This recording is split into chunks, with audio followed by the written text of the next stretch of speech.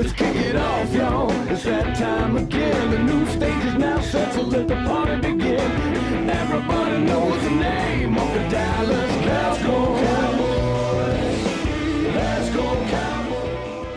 Let's go Cowboys. Hello, everybody, and welcome to the Cowboys Fan Show, brought to you by Buffalo Wild Wings, Wings, Beer, Sports. Zach the Voice and I, alongside Tyler T.O. Ortega. As always, Week 3 of the NFL season now in the books. The Cowboys 2-1, still on top of the NFC East after a loss to the Atlanta Falcons. And let's take a look back in time to Sunday. Randall, the handoff to start things off for the Cowboys, breaks one tackle, breaks another getting around. Count that as the third. Getting into the end zone, he will have broken 5 tackles on this play to score for the Cowboys and the spark they needed. Yeah, Joseph Randall looking like Marshawn Lynch going beast mode on him out there. And Randall, we're going to say that name quite a bit during these highlights. Handoff up the gut, practically untouched into the end zone, and that makes it 14-0, 2 TDs in the first quarter for Randall. Yeah, it's about as easy as they come, too. These celebrations all around in Jerry World. Well, Randall may not have even been the best running back in this game. Freeman, untouched on the outside, sealed out on the left side of that offensive line for Atlanta. They did a great job.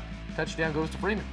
Yeah, Freeman had a stellar game, ended up with 141 yards, 3 touchdowns on the ground for Devontae. Well, here's the man. He was 21 for 21 to start things off for the Dallas Cowboys over his last 2 games. That is a Cowboys record. But right here, it will end with William Moore and the INT, and that is where things started to go south for the Dallas Cowboys. And that's just a bad pass by Brandon Weeden. You cannot be rolling out to your left, throwing across your body on the run in today's NFL. That pass is going to be picked off 99.99% of the time. And that interception, well, so you can see Coach Garrett there talking to him, backup quarterback to backup quarterback.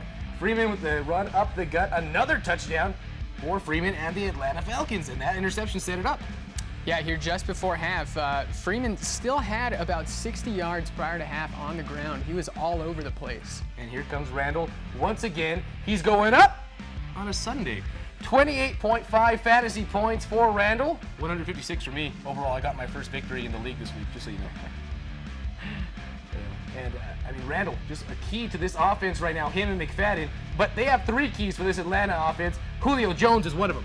Yeah, and this is one of the keys that I touched on last week in last week's episode. These Falcons have these burners where they get the ball in the open field, they make one man miss.